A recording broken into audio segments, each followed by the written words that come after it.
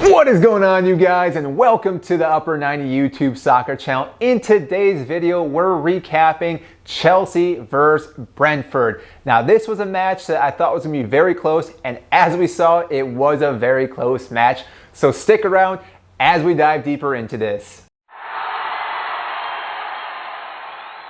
For those that don't know who I am, my name is Mike, huge Chelsea fan, which is why we got the flag behind us, in case you didn't realize that.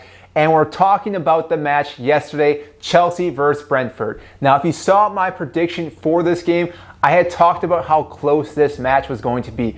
Brentford, yes, is a recently promoted team, but they've given trouble to Arsenal and Liverpool and even Chelsea now too. So again, a lot of people saying Chelsea were just going to easily win this game.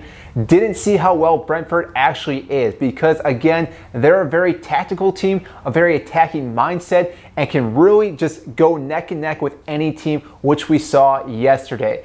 Now, in this match, we need to give the props to some certain players, such as Mendy, who happened to be man of the match. And if you didn't see this match, you need to go back and just watch the highlights and see what he offered to Chelsea. Now, prior seasons, we had Kepa as a goalkeeper, and I know I've beaten this drum over and over and saying how he's a good goalkeeper, but he's not an elite goalkeeper. And we saw why we need an elite goalkeeper yesterday, because some of the shots that Brentford had, I think, would have went in had Kepa been in between the sticks. But because Mendy was there, he was able to save all those shots, just somehow save this game and get all 3 points for Chelsea. Because again, had we let 1 or 2 goals, we would have been walking away with 0 points or maybe only 1 point, which in this season is going to be huge, because again, we got Manchester City, we got Liverpool, we got technically Manchester United, even though they did lose to Leicester this week as well. But again, this year we're having a very close race, as we usually do in the last couple of seasons. So any points that we drop to other lower teams are going to have a huge impact on us, because we lost to Manchester City, we drew with Liverpool, so again, we can't really lose too many more points. Now, also in this game, we happen to see Ben Chilwell shine again for his second week in a row for Chelsea, or you could say his third game if you include international duty, because he scored last week against Southampton, he scored in international duty, and now again in this match to actually have the game winner. Now, had Mendy not had all these incredible saves, he definitely would have been man of the match. But again, it's so great to see him back in the starting 11, not taking anything away from Marcos Alonso, again, a great player as well. Beginning the season, just really elevated this whole team. But people were talking about that Ben Chilwell should start at some point. And as the season progressed, we saw Marcos Alonso slowly lose his stock and going down lower. And all of a sudden we start Ben Chilwell, who again jumps way up. And it's now his position to lose to Marcos Alonso again, because again, I think Chilwell offers a little bit more.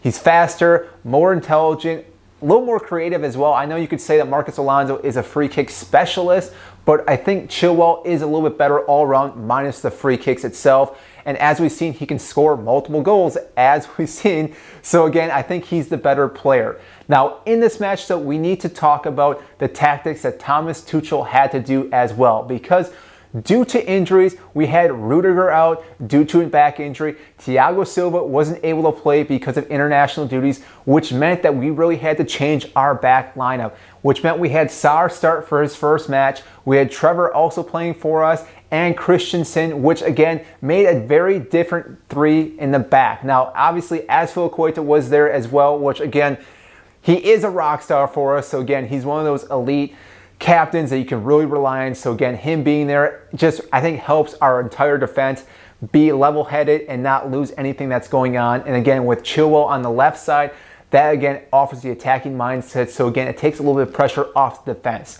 Along with that though, Ruben Loftus-Cheek also started for us. So again, Thomas Tuchel giving him more and more time, which I think is huge for this player, because as we've seen, he is a great midfielder. Prior to that injury he picked up a couple seasons ago, he's been taking a long time to get back up to that level, but I think he's slowly getting there. And as we saw, he's a very creative midfielder as well. And if he can play more and more matches, again, that's going to give some more time to allow Jorginho to rest, because yes, he should be starting every game if possible, but you also have to give him rest because with how many games we play each and every season, we're trying to win, obviously, the Premier League, but we're also trying to win other tournaments as well, such as the Champions League, to win it back-to-back. And again, we have a game coming up this week. So again, we have to give Jorginho some rest along with other players. So again, if we can throw some other midfielders in there, that would be phenomenal. I know we have Saul also in the depth, but after that first game that we saw him play, it may be difficult to put him into any games as of right now. I see him more being an FA Cup type player until he gets his feet established in the Premier League, and again, maybe playing a little bit better and getting up to the pace of the Premier League. Now, along with that, we need to talk about the reffing that happened in this match. Now, if you didn't see my video, I talked about Anthony Taylor being very biased, and we've seen this time and time again against Chelsea matches. But in this match, I think he was pretty evenly headed with his calling decisions. Now, in the beginning, though, I wasn't too sure. He did give a yellow card to Kovacic right in the beginning. I think it was the 18th minute or so. Once that happened, I was like, here we go again. This is just going to happen. Kovacic is going to get sent off.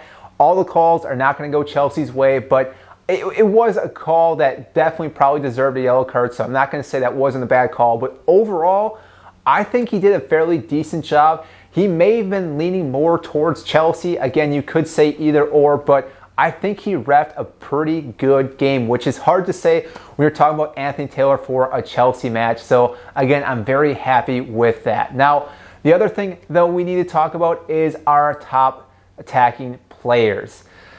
This is where we're starting to struggle a little bit, which we saw last year as well. And we brought Romelu Lukaku in to help solve this problem. But right now, he's also been, I don't know how I want to say it. I want to say ice cold because he's definitely still a threat.